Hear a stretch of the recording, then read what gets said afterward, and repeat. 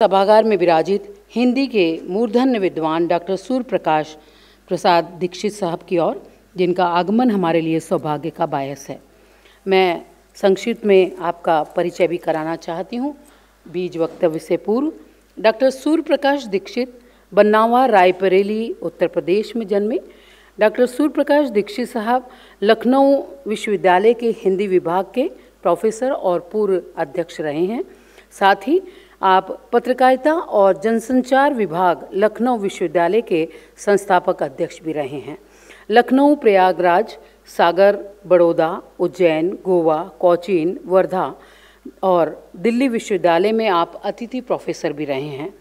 छायावादी गद्य में पीएचडी और साथ ही सौंदर्य शास्त्र में डीलिट, व्यावहारिक सौंदर्य शास्त्र में डीलिट। आप श्री ने उत्तर प्रदेश हिंदी संस्थान का साहित्य भूषण सम्मान पाने का गौरव हासिल किया है। दीनदयाल उपाध्याय सम्मान आपको प्राप्त हुआ है। साहित्य वाचस्पति international man of the year Cambridge से और distinguished personality of the world सम्मान आपको अमेरिकन इंस्टीट्यूट से प्राप्त हुए हैं। इनसे विभूषित ऐसी सज्जन विभूति हमारे बीज वक्तव्य के लिए यहाँ पधारी हैं। मैं श्री अरविंद हिंदी और विकसित भारत इस विषय पर आयोजित इस संगोष्ठी के प्रारंभ में बीज वक्तव्य हेतु दीक्षित साहब को आमंत्रित करती हूँ। धन्यवाद। कार्यक्रम की संयोजिका आदरणीय संध्या जी, मंच पर विराजमान आदरणीय अपर्णा जी, आदरणीय मिश्र जी, डॉक्टर शकुंतला जी और सभागार में विराजमान आप सब देवी और सज्जनों, बड़ा ही विचारोत्तेजक और ज्ञानवर्धक वक्तव्य संध्या जी ने दिया। प्रस्तावना बहुत अच्छे ढंग से रखी गई और कुल मिलाकर जिस विषय पर, जिस समस्या पर केंद्रित होकर यह संगोष्ठी आयोजित की जा रही है वो सचमुच बहुत महत्वपूर्ण है। वर्तमान युग में महर्षि अरविंद और उनके दर्शन की प्रासंगिकता, उनका प्रदेय, पूरे विश्व को उनका संदेश, उसके साथ साथ हिंदी भाषा, उसका वर्तमान और भविष्य, यहाँ तक कि उसका अतीत गौरव, उसकी व्याप्ति और विकसित भारत जो हमारा लक्ष्य है, जो हमारी महत्वाकांक्षा है, जिसका संदेश जन जन तक पहुँचना चाहिए। तो कहने को एक गोष्ठी है लेकिन इसमें तीन विषय हैं। ये तीनों एक अंतर संबंधी सूत्र से गूंथे भी जा सकते हैं और पृथक रूप से भी विचार किया जा सकता है। एक एक विषय पर विचार किया जाए तो एक दिन, दो दिन, तीन दिन ना काफ़ी है। लेकिन हमारे यहाँ एक परंपरा रही है और वो रही है सूत्र की परंपरा। महर्षि पाणिनि ने इतने बड़े व्याकरण को 14 सूत्रों में गूंथ दिया था, माहेश्वर सूत्र लिख करके। तो विद्वानों की एक खूबी होती है कि जब चाहते हैं तब वो अणु यानी सूत्र का भाष्य बना लेते हैं और जब चाहते हैं भाष्य का सूत्र कर लेते हैं। तो हमें सूत्र शैली का प्रयोग करना पड़ेगा। कहावत है कि समझदार को इशारा बहुत होता है और निश्चित रूप से आप सब समझदार हैं। सबसे पहले महर्षि अरविंद भारतीय चैतन्य के मूर्तिमान स्वरूप, पश्चिम अपने जिस चिंतन पर इधर पिछली शताब्दियों पर गर्व कर रहा था उसको धराशायी करने वाले और ये बताने वाले कि अभी भी हमारे यहाँ वैश्विक मूर्धा अपने शिखर पर है, अभी भी उसकी समतुल्यता नहीं है दर्शन के स्तर पर, सामाजिक चिंतन के स्तर पर और ज्ञान विज्ञान की विभिन्न सरणियों में। तो महर्षि अरविंद का आविर्भाव वस्तुतः भारतीय चेतना के पुनरुत्थान का संदेश देता है। उन्होंने जिस विकासवादी अवधारणा को नए सिरे से प्रस्तुत किया और भौतिक जीवन का जो आध्यात्मिकरण स्वयं करके दिखाया वो सचमुच अनुकरणीय है। आप सब जानते हैं लगभग 15 वर्षों तक मैनचेस्टर में, लंदन में, कैम्ब्रिज यूनिवर्सिटी में रहते हुए उन्होंने विभिन्न विषयों का अध्ययन किया, सिविल सर्विसेज में सफलता प्राप्त की। भारत लौटकर उस समय राष्ट्रीय आंदोलन शुरू हो गया था, तो उससे प्रेरित होना प्रत्येक चिंतनशील व्यक्ति के लिए लगभग अवश्यंभावी था। तो क्रांति आंदोलन से जुड़े, कारावास की यातनाएं झेली, लेकिन तभी उनको एक आत्मबोध हुआ कि ये भौतिक आंदोलन, ये बाह्य क्रांति, यह समग्र समस्याओं का समाधान नहीं है। आवश्यकता एक अंतः क्रांति की है, और वह अंतः क्रांति व्यक्ति को जब अतिक्रांत कर देती है तो एक नए दिव्य चैत्य पुरुष का जन्म होता है।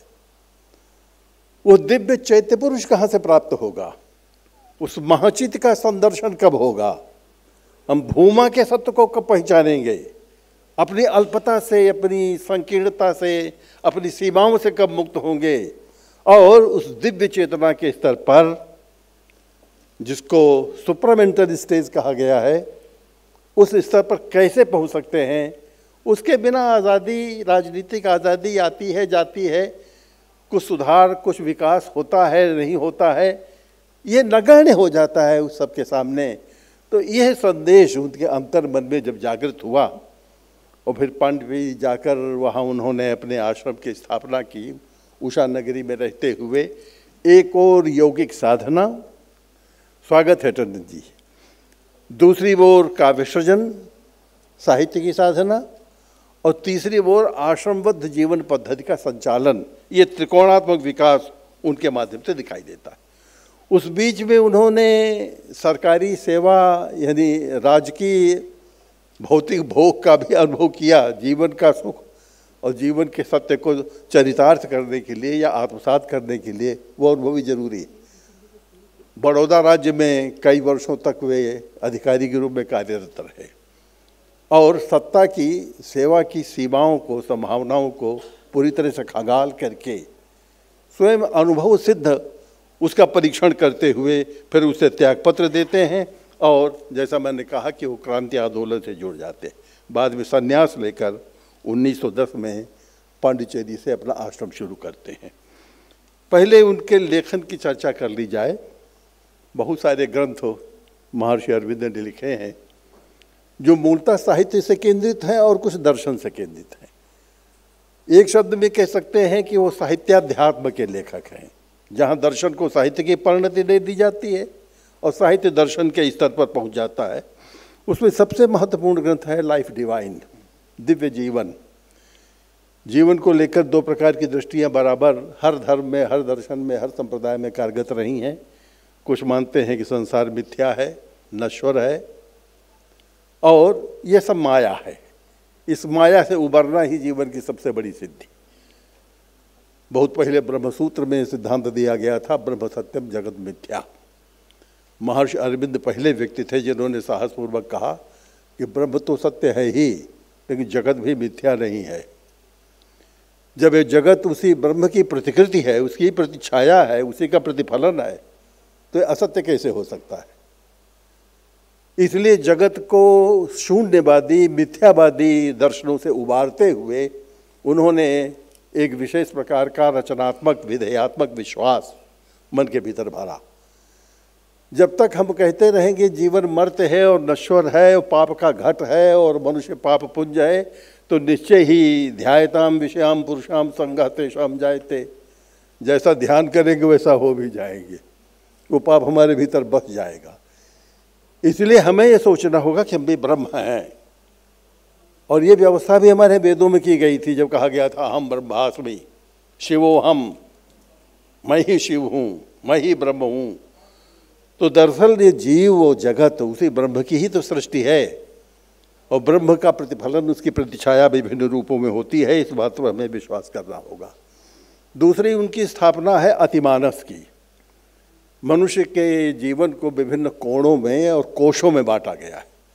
उसमें पंचकोश की रचना, तो उसका समर्थन कई संप्रदायों ने किया है। हमारे जीवन का आरंभ अन्नमय कोश से होता है।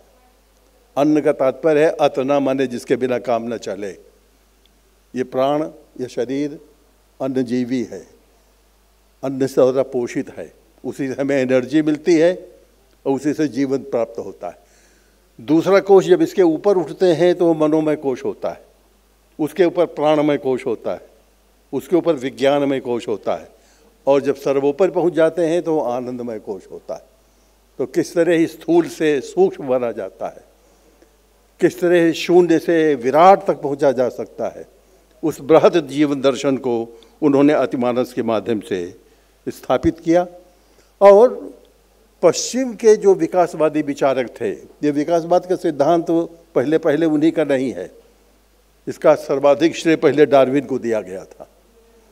डार्विन की थ्योरी थी कि ओरिजिन ऑफ स्पीसीज, मनुष्य का जो विकास हुआ है वो वन्य जातियों से और ख़ासतौर से लंगूर, गोरिल्ला इत्यादि बानरवंशी जातियों से विकसित होता होता मनुष्य इस स्तर तक पहुंचा है।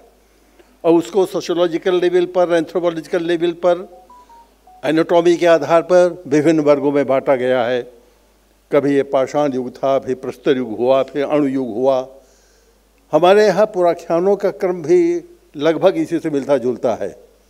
ये जो चातुर्य युग की कल्पना की गई है या स्थापना की गई है, उसमें हम मानते हैं कि सबसे पहले ये पूरा ब्रह्मांड, इसमें जो विभिन्न प्रकार के अवतार हुए हैं, दशावतारों में मत्स्यावतार, कूर्मावतार, वाराहावतार, वामनावतार, इनके भीतर भी आपको एक विकासक क्रम दिखाई देता है। जल प्रलय या महाप्रलय के बाद जब पहली बार सृष्टि होती है तो उस सृष्टि में चारों तरफ जल ही जल, एक तत्व की ही प्रधानता, जिसको ओघ कहते हैं, प्रलय ओघ यानी जलौघ यानी जल प्रलय। तो जल प्रलय में और कोई चीज़ नहीं बचती है, जीवों में केवल एक तत्व है, वो है मत्स्य, मछली। तो पहले मत्स्यावतार होता है। फिर धीरे धीरे जब भूखंड प्रकट होने लगता है, वनस्पति जगत प्रकट होता है, तो एक ऐसा जीव कारगर हो जाता है, चलने में, रहने में, जीने में सफल होता है, जो जल और थल दोनों में रह लेता है, और वो है कूर्म माने कछुआ।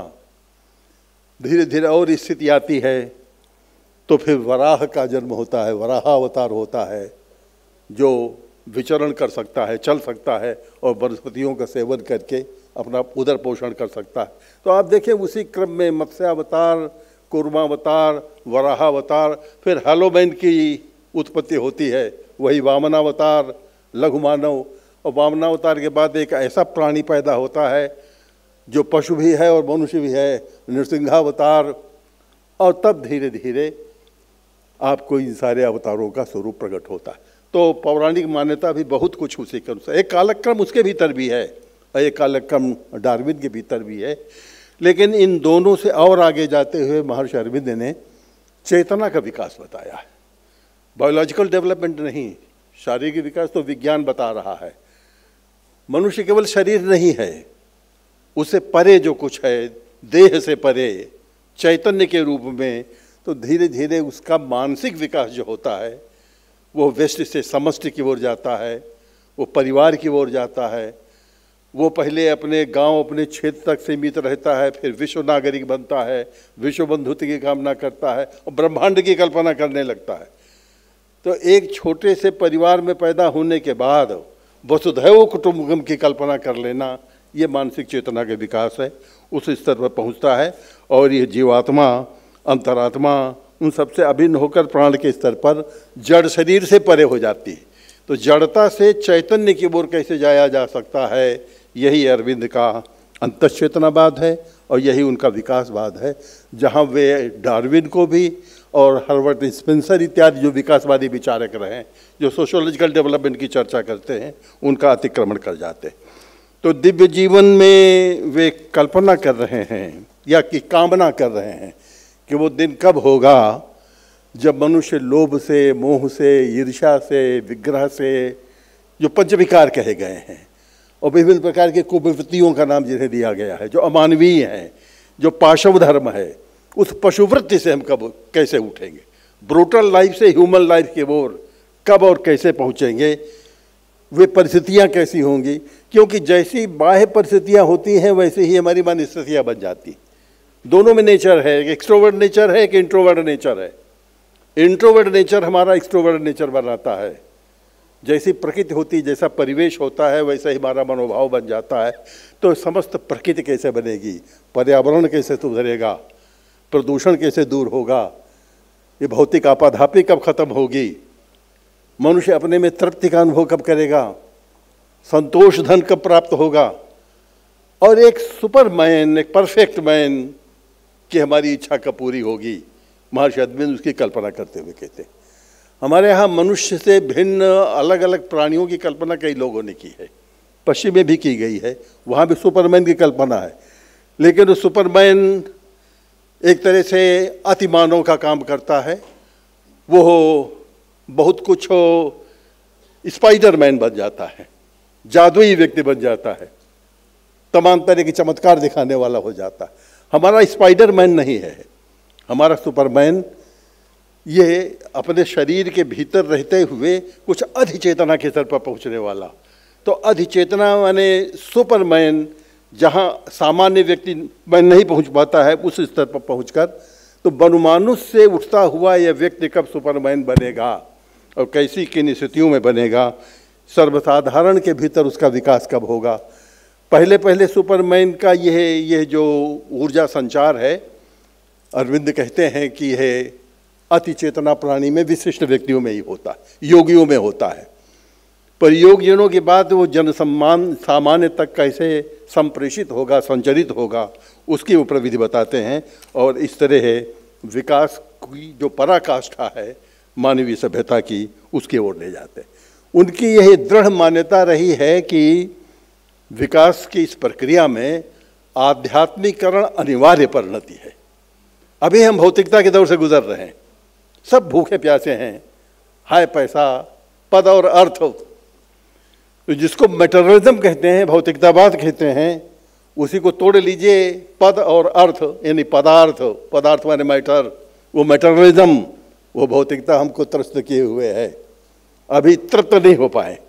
कारण उसका यह है कि हजारों वर्षों की गुर्बत से निकले हुए हैं, बड़ी गरीबी झेली है इस देश ने, इस समाज ने। अभी वही जीवन का मान और मूल्य बना हुआ है, सर्वे गुणा कांचनमाश्रयन्ते, वही बड़ा आदमी है। तो उस बड़प्पन की लालसा में अर्थ और अनर्थ, अर्थ के साथ ही अनर्थ जुड़ा रहता है, और जिसमें अर्थ नहीं है वो व्यर्थ हो जाता है, बिना अर्थ के हो जाता है।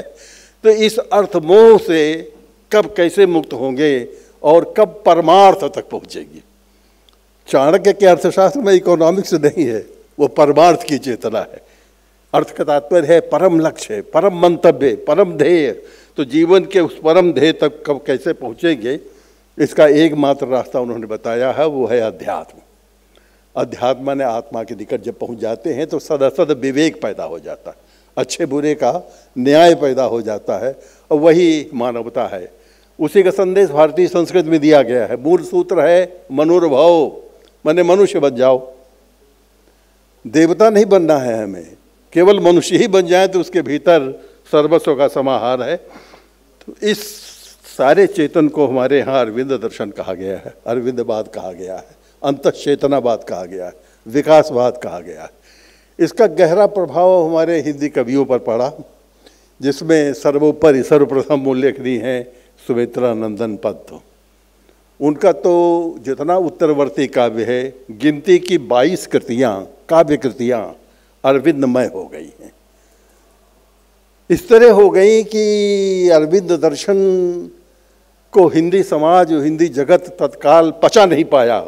एक तो दर्शन यूँ भी जटिल होता है, दूसरे उदात्तीकरण की यह जटिल प्रक्रिया हर एक के वश की नहीं है। उस लेवल पर पहुंचने के लिए पहले मस्तिष्क तैयार होना चाहिए। और तीसरा सबसे बड़ा कारण ये था कि पंत जी छायावादी कवि थे, सुकुमार कल्पनाओं के राजकुमार कहे जाते थे, बड़े प्रकृति प्रेमी, बड़े कमनीय कमनीय, कोमल कोमल। और ऐसा कोमल कांत कवि एकदम से दर्शन के इस पराकाष्ठा पर पहुंच जाए, ये लोगों को सहज स्वीकार्य नहीं लगा। बहुत दिनों तक उनकी उपेक्षा भी इस बात की हुई, लेकिन वे निरंतर अपने जीवन के 48 वर्ष अरविंद दर्शन से ही जुड़े रहे। उनका इसके अतिरिक्त कुछ नहीं लिखूंगा। लोकायतन महाकाव्य आया, यही दिल्ली की एक गोष्ठी का मुझे ध्यान आ रहा है, उसमें एक समीक्षक, उनका नाम नहीं लेना चाहिए, बड़ा नाम है, पंत जी की इस रचना का मूल्यांकन करते हुए बोले कि उसको मैंने देखा है लेकिन पढ़ा नहीं है और मैं नहीं पढ़ूंगा। जैसे कोई गुनाह किया हो उन्होंने लोकायतन लिखकर। उन्हें लगा कि हमारी जो युग धारा चल रही है उसमें अवरोध पैदा कर दिया है पंत जी ने, पंत जी जैसे महाकवि ने। तो ऐसी उपेक्षा भी की, लेकिन निरंतर वे लिखते रहे किस तरह है पाशववृत्ति से हम मुक्त होंगे, मानवता के चैतन्य धाम तक कैसे पहुँचेंगे, हम उदात्तीकरण अपनी चित्तवृत्तियों का कैसे कर सकते हैं, शुभ चेतना कैसे जागृत हो सकती है। तो स्वर्ण धूल में, स्वर्ण किरण में, रजत शिखर में, सौवर्ण में, अतिमा में, उत्तरा में बहुत सारी काव्य कृतियाँ उनकी, शिल्पी में कुछ नाट्य कृतियाँ भी हैं, ज़्यादातर काव्य कृतियाँ हैं। ये अरविंदमय। दूसरे व्यक्ति जो अरविंद जी से काफ़ी कुछ उनके दर्शन से प्रेरित प्रभावित हुए अपने उत्तरवर्ती काव्य में, वह हैं रामधारी सिंह दिनकर। उनके एक बड़ी प्रसिद्ध कृति है जिसमें उन्होंने अरविंद दर्शन की खासतौर से मुख्य विशेषताओं पर प्रकाश डालते हुए चेतना की शिखा नामक ग्रंथ की रचना की। और उसमें वे आज की चेतना जो भौतिकवाद से प्रेरित है, एक और फ्राइड हैं, ज्यूंग हैं, एडलर हैं, जो मनोवेता कहलाते हैं, दूसरी ओर डार्विन और स्पेंसर की परंपरा है, और तीसरी ओर विकास परंपरा जो सोशियोलॉजिकल डेवलपमेंट या एंथ्रोपोलॉजिकल डेवलपमेंट में विश्वास रखते हैं। इन तीनों का तुलनात्मक मूल्यांकन करते हैं। फ्राइड ने बड़ा क्रांतिकारी काम किया, लेकिन मानवीय आस्थाओं पर प्रहार करते हुए उसने मनुष्य को नरक के द्वार पर पहुंचा दिया। यह कह दिया कि मनुष्य का प्रत्येक कार्यकलाप यौन प्रेरित है, यौन दमन से प्रेरित है, यौन वृत्ति के अलावा कुछ है ही नहीं। वो सब कुछ नारी की स्थिति में है। हमारे यहाँ भी काम को महत्व दिया गया है। पुरुषार्थ चतुष्टय में धर्म अर्थ के बाद काम ही है, और गीता तक में कहा गया कामस्तदग्रे, सबसे पहले काम आता है। धर्मा विरुद्ध कामों से भरतर्षभ, मैं काम हूँ लेकिन धर्म का अविरोधी काम हूँ। जो धर्म का प्रेरक और पोषक होता है वो काम हूँ। उस काम और कामना को उसने केवल ऐन्द्रिय जन्य भोग में सीमित कर दिया, और इस तरह मनुष्यता का आधा पतन, जिसको अमानवीयता कहते हैं, डिह्यूमनाइजेशन कहते हैं, उस लेवल पर पहुंचा दिया। तो उसका खंडन करते हुए बड़े अच्छे ढंग से दिनकर जी ने संस्कृत के 4 अध्याय में भी एक अध्याय उन्होंने महर्षि अरविंद पर दिया है, अपनी डायरी में भी उसका उल्लेख किया है। तो बहुत संक्षेप में ये कहना चाहूँगा कि दिनकर जी पर भी उनके परवर्ती जीवन में अरविंद का काफ़ी प्रभाव रहा। तीसरा महत्वपूर्ण काम किया है विद्यावती कोकिल जी ने, जो पांडिचेरी आश्रम में रह भी रही थी, और सावित्री का उन्होंने हिंदी पद्यानुवाद किया है। उनका महाकाव्य, उस काव्य का अनुवाद करना सरल नहीं है, उस काव्य को समझना भी सरल नहीं है। उसके गूढ़ार्थ को, उसकी प्रतीकात्मकता को, मिथ के ऊपर बहुत सूक्ष्म संकेत उस काव्य में है। वही जान सकता है, तुम्हें जाने जो देव जलाई, जानत तुम्हें हो जाई। जो उसका सचमुच विषयानुसार नहीं, विषयी बन जाता है, लेकिन फिर भी उन्होंने बड़ी निष्ठा के साथ उसको समझने का प्रयास किया। चौथे रूपनारायण त्रिपाठी जो प्रयोगवाद के कवि थे, लेकिन अरविंद आश्रम में जाकर बाद में वे अपने प्रयोग और इस युगबोध को भूल करके उसी चेतना में खो गए थे। ऐसे स्फुट रूप से बहुत सारे कवि लेखक हैं। बहरहाल कहने का तात्पर्य है कि हिंदी से महर्षि अरविंद और उनके दर्शन का गहरा प्रभाव है। अब दूसरा बिंदु है हिंदी का।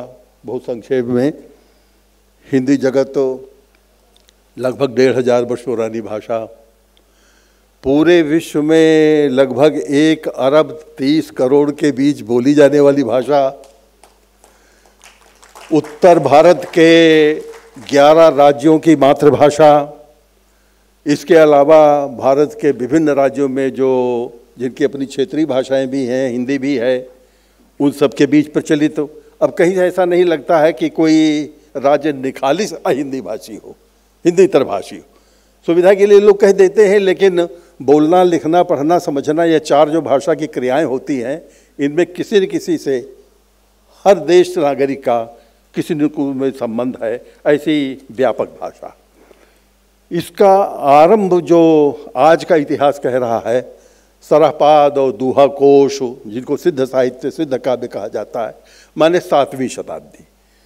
और विचार कीजिए मित्रों, 7वीं शताब्दी से आज 1500 वर्ष माने 1500 वर्ष लगभग पूरे हो गए। भारत सरकार के एक निर्णय के अनुसार जिस भाषा के 1500 पूरे हो जाते हैं, उसको क्लासिकल लैंग्वेज का दर्जा मिलता है। भारत में संस्कृत को, तमिल को, कन्नड़ को, तेलुगु को, मलयालम को और उड़िया को ये क्लासिकल लैंग्वेज की पदवी मिल चुकी है।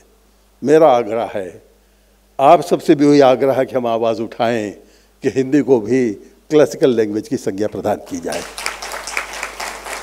दूसरी समस्या उसके सामने है कि इतनी व्याप्ति के बावजूद 70 वर्ष से ज़्यादा हो गए जब उसको राजभाषा का पद दिया गया था, लेकिन बीच बीच में संशोधन लगाए जाते रहे और आज स्थिति यह है कि पूरे देश के सारे राज्य सर्वसम्मत से अगर नहीं मानेंगे तो राजभाषा नहीं होगी। और वस्तुस्थिति यह है कि इस भारत में कुछ ऐसे भी राज्य हैं जिनकी राजभाषा अंग्रेजी है, वे तो नहीं ही मानेंगे। अगर अकेला नागालैंड कह देगा कि हम हिंदी को नहीं मानते तो बाकी 27 राज्यों के कहने से भी वो राजभाषा नहीं बनेगी।